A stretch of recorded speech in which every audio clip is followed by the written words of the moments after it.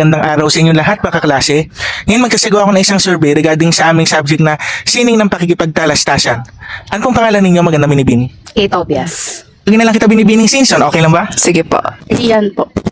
How old are you? 20. 18 po. 19. Ano pong kinukuha niyong course? AB Communications. Psychology. BS Psychology. Sa katanungan natin, ano kasing kahulugan ng salitang biyasa?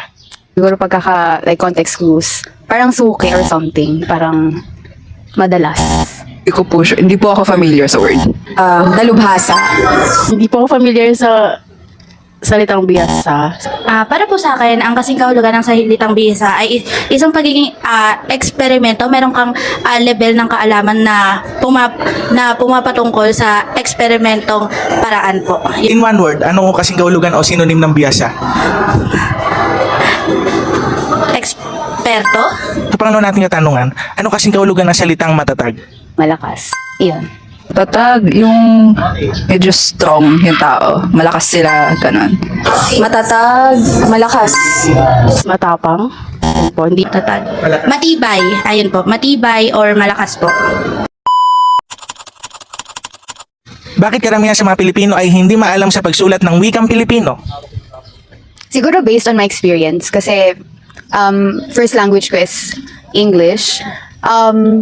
Siguro sa influence ng bahay and sa pinapanood, which is yung cartoons madalas in English, ganun. Kaya siguro when it comes to my generation, naging ganun na yung outcome namin, which is English yung nagiging first language kasi sa influence na nakukuha namin. Like tulad ngayon, English yung pagsagot ko madalas sa ibang salita kasi nga dun mas gamay ko, ganun. In my case po, kasi ganun po ako. Pinalaki po kasi ako ng nanay ko specifically na may thoughts sa head niya. Para sa kanya, mas importante raw yung English lalo na pag mag-work raw ako, yun raw yung mga hinahanap ng tao. So parang medyo hindi niya prioritize yung Tagalog kasi para sa kanya, English is important kasi it's a international language and parang dating raw medyo mayaman, medyo professional, ganun po. Kasi, di ba karamihan ngayon, madaming, mga bata pa lang sila. Usually, phone na yung kaharap nila. And, ayun nga, yung pinapanood nila more on English yung salita. Kaya, ayun, mas sanay silang makinig sa mga English sa YouTube, kahit dun din sa YouTube. More on English. Medyo bihira lang din yung mga Filipino language. Kaya pag kunwari, magsusulat sila ng usually Taglish. Magsusulat sila ng something sa paper. Taglish pa rin or usually English. Ayan. yung henerasyon din, na-expose na tayo sa mga iba-ibang lengguwahe, lalo na sa mga, nung bata, pinapanood yung mga cartoons, madalas English yung ginagamit. Kaya po nag-degenerate po yung kaalaman ng mga Filipino sa pagsulat natin dahil po masyado na po tayong papalibutan po ng mga makabagong teknolohiya kung saan ngayon one click na lang po lahat. Instead na magsulat pa po, magre-resort na lang po yung mga tao sa pagte-text po or pagche-chat po. Kaya po sa tingin ko, yun po yung isa sa pinakadahilan bakit hindi maalam ang lahat. Yung palagay, dapat ba nating kalimutan na yung wikang Pilipino at mas mag-focus na lang sa wikang English? Hindi, kasi natin yun, it's like our own dialect. So, parang it's vital for us to know kung ano yung sa atin talaga. Kasi when it comes to English, okay naman, like extra knowledge is fine. Pero so is Filipino. So sana ayun yung natin, like mag-grasp pa natin yung pananalita in Filipino in a sense na lahat tayo makakaintindi in equal terms and platforms. Ay, hindi po. Kasi parte pa rin po yun ng pagiging Pilipino. And yun nga rin po, parang medyo, because of that mindset, medyo lumalayo po tayo dun sa roots natin. Medyo, in other words, parang nako-colonize tayo, ganun. Parang nawawala yung pagiging Filipino natin. In that sense. Hindi po. Kasi, Pilipino tayo Ayun dapat ang pinaka priority natin. It's Tagalog talaga. O kahit anumang dialekto sa Pilipinas? Hindi. Una sa lahat kasi ang Filipino po ay ating pambansang wika. So dapat po, mali nga po yung ginawa na pagtatanggal or pagmumungkahi na tanggalin po yung subject na Filipino pagdating po sa kolehiyo. Kasi sa panahon ngayon, kahit po mag-reach po sa kolehiyo yung mga Filipino students po, makikita pa rin po kung susumahin po natin, kung iigihan po natin yung pananaliksik na hindi pa po, nila masyadong gamay yung wikang Filipino. For example na lang po, yung pagkakaiba po ng nang at nang, maraming Filipino pa rin po kahit matatanda po yung nahihirapan po doon. Anong dahilan kung bakit unti-unting nakakalimot ang Pilipino sa tamang paggamit ng termino sa wikang Pilipino? Usually kasi when knowing English equates to being knowledgeable or being intelligent or having higher intellect. Siguro dahil yun nga, isa talaga sa major is yung influence, especially sa social media. Very wide yung variety and diversity when it comes to people using social media. And madalas nagamit na language is English. So feel ko dahil mas nakakasabay yung lahat sa English, kaya mas nagiging center focus yung language ng English instead of sa atin lang kasi nga mas wide yung na-reach pag English. Yun po, parang hindi po siya pinaprioritize. Saka medyo colonial mentality na rin. Kasi may mga taong they think na mas important yung foreigners sa atin, ganun. So parang they idolize foreigners so much na nakakalimutan natin may sarili po tayong individuality as a Filipino.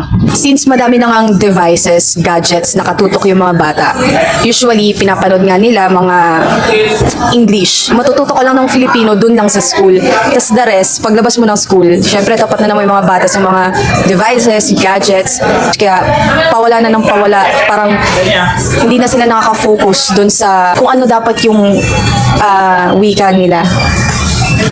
Ayun nga, mas na-expose nga po madalas yung mga Pilipino sa iba-ibang lengguwahe. Sa ding dahilan siguro po, ang madalas sinasabi pag marunong ka mag-Ingles o magaling ka mag-Ingles, matalino ka na, ganun. So parang ayun po ang naging standard sa mga Pilipino. Kaya siguro mas pinibigyang pansin yung Ingles. Dahil masyado na po tayong maraming salita balbal kung saan medyo napaghahalo-halo po natin yung lengguwahe sa Ingles at sa Filipino at karamihan po ay mas convenient po para sa kanila na paikliin po yung mga words. Sa iyong palagay, dapat bang ituro natin sa mga kabataan tulad natin ang pagsulat ng baybayin at bakit? Para sa akin kasi baybayin is a dead language na. Parang na siya, hindi na siya relevant. Parang bakit pa natin kailangan ituro yung isang bagay na we can look up to it naman. Parang we can see it as part of our culture, part of our history. Pero parang hindi ko lang magets kung bakit kailangan pa siya ituro. Parang ano yung magiging benefit nun sa atin when we have Filipino naman na word, na language, na dialect. So parang in terms of understanding others, hindi ko lang ma-grasp kung bakit kailangan may baybayin pa. When it comes to communication, dapat, di ba, progressive tayo and adapting to others. So, I think, hindi na siya relevant if ituturo pa rin siya in this modern society. I feel ko parang choice na lang po siya. Take it as like a foreign alphabet na rin. So, medyo, kung gusto ng tao pag-aralan, gawin siyang, optional. Like, kasi not everyone wants to learn like a new alphabet. At the same time, if gusto nila, it's still there. So, ayun. Kung gusto or kung ayaw, may choice po sila. Para sa akin, hindi na siya ganun ka importante. Pero kung kaya naman ng mga iilan na batang Filipino, yung mga willing na lang mag-aral no, hindi makalimutan yung baybayin. Pero since, ayun na nga, develop yung mundo, feeling ko kasi hindi na siya kailangan. Kasi saan mo naman siya magagamit? Hindi na madali para sa atin na aralin pa tong baybayin kasi sobrang hirap na nun. Pero kung kaya naman ng mga bata na aralin yun, okay naman. Okay naman. Opo, kasi ayun yung pinakaunang pagsusulat. Ayun yung unang paraan sa pagsusulat ng Pilipino at mas mabibigyang pansin kung saan tayo nanggaling. Kumbaga, kakaiba siya. Parang nire-representa talaga niya na Pilipino tayo. Yes po. Sa palagay ko po, dapat pong ituro talaga yung salitang baybayin. Kasi una sa lahat, yun po yung, aside sa phonetic alphabet po, yun po yung parang pinakadapat na pagtuunan po natin ng pansin sa mga kabataan. Hindi lang po sa mga kabataan, miski po sa mga matatanda dahil parte po ito ng ating kasaysayan, parte po ito ng pagkatao natin bilang Filipino po. Ano nang maugat kung bakit ang ilan sa mga Pilipino ay hirap umunawa ng malalim na salita sa wikang Pilipino? Gamitin ko yung sarili ko as an example. As a kid growing up, English talaga yung ginamit nila when it comes to communicating with me. So, doon ako nasanay. Isa yun sa reasons kung paano pinalaki yung ibang bata like me na English yung first language, English yung pakikipag-communicate sa household, sa influence, sa cartoons, sa games, everything is in English. Ayun yung naging reason for me kung bakit hindi ako deeply rooted when it comes to Filipino words. Ayun, aside from kagaya sa akin na first language ko English, environment na rin po. Mga rule rin yung mga teacher minsan pag kakausapin ka in English, yung sasagot mo English back. So, parang walang chance na makapag-Tagalog ka a lot. Since maraming mga bata ngayon na pinapalaki na kinakausap ng nag-i-English, yung pinapanood nila, iniiwan lang usually ng mga magulang sa kanila yung mga gadgets nila. Ayun, madalas tayong gumagamit ng Taglish. Ako, naranasan ko kasi to. Hindi siya masyado tinuturo sa school yung mga malalalim na words. Ang tinuturo lang sa school usually mga grammar ng mga Filipino language, basic Filipino language. Ayun. Wikang Pilipino. Siguro ngayon po kasi, uso na ang slang na lengguwahe. Madalas yung ibang mga salita, shortcut o kaya ginagawa ng mga katatawan na salita. Paano din? Pakikisabay din sa uso. Kaya nagagawa nai-invento yung mga ganong salita. Kaya madalas hindi na nila alam kung ano talaga yung totoong ibig sabihin ng salita ngayon dahil yun nga, iniiba-iba na nila yung pananalita. Paglipas po kasi ng panahon, 'di ba? Meron tayong ang wika po kasi ay arbitraryo kung saan nagbabago-bago po 'yan. So dynamic po yung wika, nagbabago-bago 'yan. And sa paglipas ng panahon, kaya po nahihirapan yung ibang Filipino, especially yung mga kabataan ngayon na intindihin kasi namamatay po yung ibang mga salita. Namamatay po siya kasi hindi madalas na ginagamit. Kung titingnan po natin, yung mga may matatatas na mag-Filipino or mag-Tagalog po is makikita natin for example sa mga big universities po kasi pag naman po napunta ka sa mga pangkaraniwang mga paaralan po sa mga elementarya, hindi naman po ganon kalalim po yung pagkakaintindi or pagpapaliwanag ng mga Filipino subject teachers in Tagalog or in Filipino. Thank you po. Thank you po. Thank you. Thank you. You're welcome. Thank you.